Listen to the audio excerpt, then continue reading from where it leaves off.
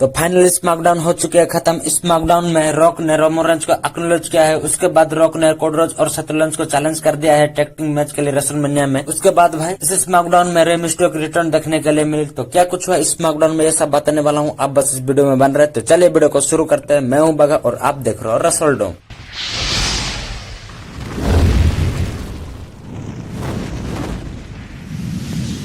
तो शो की starting blue nine की सेगमेंट से देखने के लिए मिलती है, जहां पर रोमन रेंज अपनी गैंग के साथ आते हैं। तो भाई यहाँ पर बैठी हुई क्राउड रोमन रेंज को लाउड तरीके से एक्नॉलेज नहीं कर रही थी। इस वजह से रोमन रेंज बहुत ही ज्यादा गुस्सा होकर इस शो को छोड़कर जा रहे थे। लेकिन पोलीमोन जैसे तैसे करके रोमन रेंज को रोक देते हैं। वो कहते हैं कि रॉक आने वाला है, ऐसा बोल के भाई वो क्राउड को बहुत ही ज्यादा गाली देते हैं। देन वो रॉक की तारीफ करते हुए रॉक को कॉल आउट करते हैं। देन रॉक आते हैं। रॉक जैसे ही आते हैं वो क्राउड के ऊपर शॉट लेना शुरू कर देते हैं। वो कहते हैं कि ये जो टाउन है ना, कुकिंग बेचने में बहुत ही ज्यादा माहिर है, ऐसा बोलते हैं। फिर वो क्राउड को पागल लोग ऐसा बोल देते हैं। देन रॉक कोडी रोड्स की चैलेंज का रिप्ले करते हुए कहते हैं कि मेरे को तेरे खिलाफ 1v1 नहीं जाना है, तेरे साथ मैच नहीं लड़ना है, ऐसा बोलते हैं रॉक। फिर रॉक कहते हैं कि ये पूरी दुनिया रॉक के खिलाफ 1-on-1 जाना चाहती है। ठीक वैसे ही कोडी भी 1-on-1 जाना चाहता है ग्रेड 1 के खिलाफ, ऐसा बोलते हैं। इवन इस एरिया में बैठी हुई औरत भी रॉक से 1-on-1 जाना चाहती है, ऐसा बोल के भाई पूरा डिस्ट्रॉय कर देते हैं वहाँ पर बैठी हुई क्राउड को रॉक। देन रॉक कहते हैं कि कोडी रोड्स तेरी स्टोरी तो मैं ही फिनिश करूंगा अपनी 22 इंच गोन से, ऐसा बोलते हैं रॉक। आप समझ सकते हो भाई कौन सी वाला गोन के बारे में रॉक बात कर रहा था। हाँ, वही वाली गोन की बात ही चल रही थी भाई यहाँ पर। फिर रॉक कहते हैं कि कोडी रोड्स तुझे मेरे खिलाफ मैच चाहिए ना, और तू और सेथ रॉलिंस खुद को टॉप बांधा दिखा रहे हो ना डब्ल्यूडब्ल्यूई में, ऐसा है तो क्यों ना रेसलमेनिया की 40 की नाइट 1 में डब्ल्यूडब्ल्यूई हिस्ट्री की the biggest tag team match हम करते हैं, जहाँ पर the rock and Roman Reigns एक साइड होंगे और दूसरी side Cody Rhodes and the walking clown Seth Rollins होगा, ऐसा बोलते हैं। इस टैग टीम मैच में अगर कोडी रोड्स जीता है तो नाइट 2 में रिंग के साइड बैन होंगे ब्लड लाइन। सिर्फ रोमन रेंज और कोडी रोड्स ही नाइट 2 में कॉम्पीट करेंगे, वहाँ पर ब्लड लाइन बिल्कुल बैन होगी, ऐसा बोलते हैं रॉक। फिर रॉक कहते हैं कि अगर नाइट 1 की मेन इवेंट में रोमन रेंज और रॉक जीत जाते हैं इस टैग टीम मैच को, तो भाई ब्लड लाइन की रूल होगा, कुछ भी हो सकता है उस मैच में। शायद मैं कमेंट्री कर सकता हूँ पैट मेगापी के साथ, जिमूसो भी रेफरी बन सकता है, शायद पोलीमोन डिस्ट्रैक्शन कर सकता है इस मैच में, शायद सोलो सिकोबा नेशनल एंथम गा सकता है रिंग के बीच, ऐसा बोलते हैं। शायद मैं चेयर से तेरा सिर फोड़ सकता हूँ, ऐसा बोलते हैं रॉक। फिर उसके बाद रॉक कहते हैं कि तो हमने तुमको चैलेंज किया है ब्लड लाइन ने, तुम इस चैलेंज को एक्सेप्ट करते हो कि नहीं, नेक्स्ट वीक स्मैकडाउन में आके बोल देना, ऐसा बोलते हैं रॉक। अगर तुम इस चैलेंज को नहीं एक्सेप्ट करते हो तो मैं अपनी पूरी पावर यूज करूंगा, तुम रेसलमेनिया की नाइट 2 में चैंपियन हार के जाओगे, ऐसा बोलते हैं रॉक। देन भाई रॉक अपनी फेमस डायलॉग बोलते हैं, if you smell what the, ऐसे बोलने वाले थे, लेकिन इसी मोमेंट पर रोमन रेंज रोक देते हैं रॉक को भाई। इसी मोमेंट पर भाई क्राउड के बीच से Holi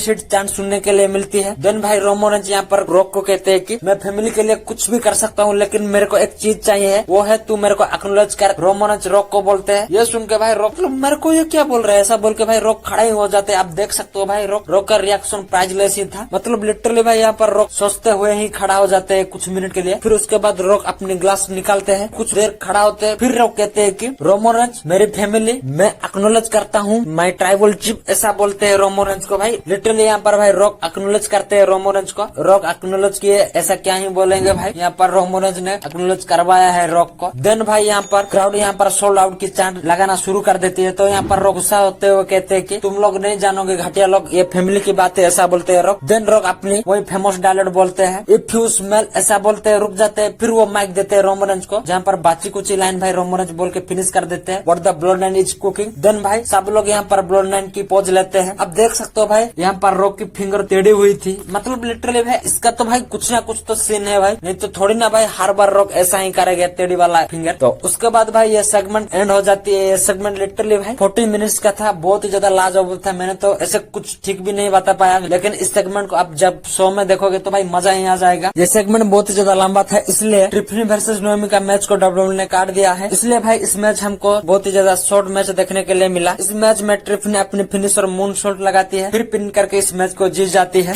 then next back stage में एले नाइट, जिस चेयर से एजे स्टाइल ने एले नाइट को तोड़ा था, वही चेयर पकड़ करके ही एले नाइट एजे स्टाइल को ढूंढ रहे थे। लेकिन यहाँ पर निक अल्डिस बता देते हैं कि एजे स्टाइल आज शो के ऊपर नहीं है, क्योंकि मैंने उसको मना किया है शो में आने के लिए, ऐसा बोल देते हैं। तो यहाँ पर इसकी रिप्ले में एले नाइट कहते हैं कि एजे स्टाइल को तो मैं देख लूंगा, ऐसा बोल के भाई यहाँ से सरक लेते हैं एले नाइट। फिर उसके बाद शो के ऊपर Dakota Kai and Bayley versus Kabuki Warrior के बीच वुमेन्स टैग टीम मैच देखने के लिए मिलती है। इस मैच के एक मोमेंट पर बेली टैग देने के लिए जाती है डाकोटा काई के पास, लेकिन डाकोटा काई टैग नहीं लेती है। तो यहाँ पर धोखा दे देती है डाकोटा काई बेली को। बेली मारने के लिए जाती आती है डाकोटा काई को, लेकिन काबुकी वारियर और ये जापान टीम सब लोग मिलकर भाई यहाँ पर फोड़ देते हैं बेली को, पूरी तरीके से तहस नहस कर देते हैं बेली को। तो ये कुछ देखने के लिए मिलती है भाई इस सेगमेंट में, जहाँ पर डाकोटा काई ने भी आज धोखा दे दिया है बेली को। देन नेक्स्ट शो के ऊपर ब्रॉन ब्रेकर वर्सेस जोबर के बीच मैच देखने के लिए मिलती है। ये मैच जैसे स्टार्ट होती है तुरंत ही भाई एक्सप्लोर लगाते हैं ब्रॉन ब्रेकर, फिर पिन करके इस मैच को जीत जाते हैं। देन नेक्स्ट शो के ऊपर कार्लिटो वर्सेस सैंटोस एस्कोबार के बीच स्ट्रीट फाइट मैच देखने के लिए मिलती है। ये मैच बहुत ही ज्यादा बैंगर वाला मैच था। इस मैच में भाई कार्लिटो बहुत ज्यादा हावी हो रहे थे सैंटोस एस्कोबार के ऊपर, तो इसलिए सैंटोस एस्कोबार की टीम आती है और मारना शुरू कर देती है अप्पल बाबा को। तो यहाँ पर अप्पल बाबा को सेव करने के लिए LW आती है, लेकिन यहाँ पर सैंटोस एस्कोबार की टीम उनको मार मुर के रिंग के साइड ठिकाना लगा देती है। तो इसी मोमेंट पर भाई 619 रे मिस्ट्रियो की रिटर्न देखने के लिए मिलती है। वो भाई वॉकिंग स्टिक के सहारा आते हैं, वहीं वॉकिंग स्टिक से यहाँ पर बजाना शुरू कर देते हैं सैंटोस एस्कोबार की टीम को। पहले तो उन दोनों को क्लियर करते हैं रे मिस्ट्रियो, देन वो रिंग के अंदर आते हैं। तो ये देखो तो भाई यहाँ पर डिस्ट्रैक्ट हो गए थे हमारे सैंटोस एस्कोबार। इसी मौके का फायदा उठा करके अप्पल बाबा अप्पल से थूकते हैं, देन अपनी फिनिशर लगाते हैं सैंटोस एस्कोबार को। तो यहाँ पर रे मिस्ट्रियो भी अपने हाथ साफ कर देते हैं, वो आके भाई 619 लगा देते हैं सैंटोस एस्कोबार के ऊपर। देन यहाँ पर अप्पल बाबा कार्लिटो स्पाइन बास्टर लगा देते हैं टेबल के ऊपर सैंटोस एस्कोबार को, फिर पिन करके इस मैच को जीत जाते हैं कार्लिटो। फिर भाई इस विक्ट्री को LW और पूरी मेंबर मिलकर सेलिब्रेशन करते हैं। फिर बैकस्टेज में निक आल्डिस की सेगमेंट देखने के लिए मिलती है, जहाँ पर वो न्यू कैच रिपब्लिक को रीमैच देने से मना कर देते हैं। फिर वो कहते हैं कि अदम प्योर से मेरी टैग टीम टाइटल को लेकर बात चल रही है, उसको लेकर हम कुछ अलग करने वाले हैं, ऐसा बोलते हैं। मेरे को तो भाई ये देख के ऐसा लगा ये दोनों टैग टीम टाइटल को स्प्लिट करने वाले हैं, नई देर न्यू टाइटल इंट्रोड्यूस करने वाले है, ऐसा लगा। आपको क्या लगता है, कुछ ऐसा ही होने वाला है या कुछ अलग ही कुछ पकड़ी है आपके माइंड में, वो कमेंट सेक्शन में बता देना क्या होने वाला है।